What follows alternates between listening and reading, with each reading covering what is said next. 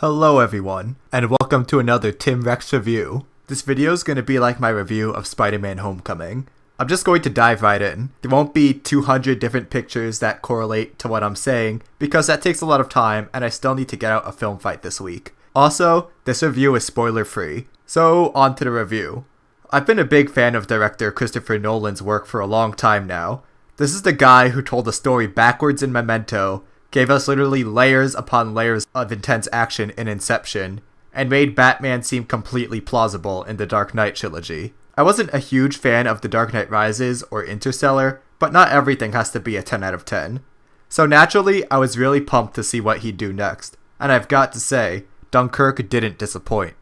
Dunkirk isn't your traditional war story. It's not really about any certain character going through a war. It's about the war, and more specifically, Dunkirk itself.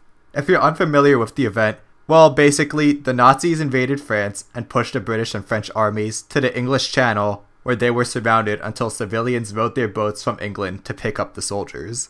When I saw Nolan's next film to be a World War II movie, I was a bit confused how he would be able to make it his own. Most of his films are complete fiction and mess with your mind. How would he do that with a war movie? I had no clue. But somehow, he did it. The way the story was told is so unique, and is something only he can pull off.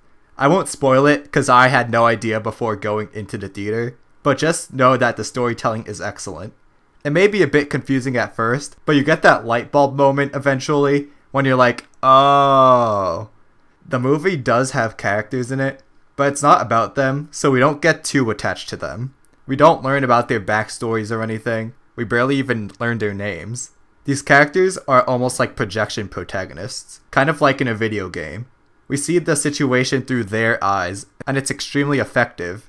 So instead of seeing a great character stranded on Dunkirk, we see ourselves there. The movie does focus on a few individuals though.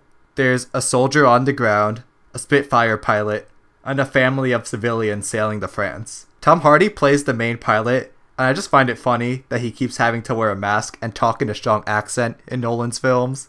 Something that's amazing about Dunkirk are the visuals. It's important that everything looks real, so it actually feels like you're in the moment. I've gotta say, this movie looks brilliant. Nothing at all looks fake. Every plane, every ship, every blast looked real. It's literally like Christopher Nolan took a camera, went back to 1940, and filmed all these suffering people. Another thing I thought was cool was that we never actually see the Nazis. We see the Luftwaffe, but that's about it. They're almost a mystical force that the British and French are trying to escape from. We see men getting mowed down, ships sunk by U-boats, and of course a stranded army of 400,000 men. We see their aftermath, but we don't see one Nazi soldier. And man, something Nolan is so good at is building up the tension. Some parts had me on the edge of my seat cringing in stress. A lot of that is thanks to Hans Zimmer's score. It sounds like sirens ringing and it's extremely effective. So that's really all I have to say about Dunkirk. I wouldn't say it's as good as Inception or the first two Batman movies, but it's definitely worth watching. Speaking of Batman, to celebrate Christopher Nolan's new film, this Friday's film fight will be between Batman Begins and The Dark Knight. This is an interesting one, cause for every other fight, I already knew which one would be the clear winner. But this is so close I can't even decide yet.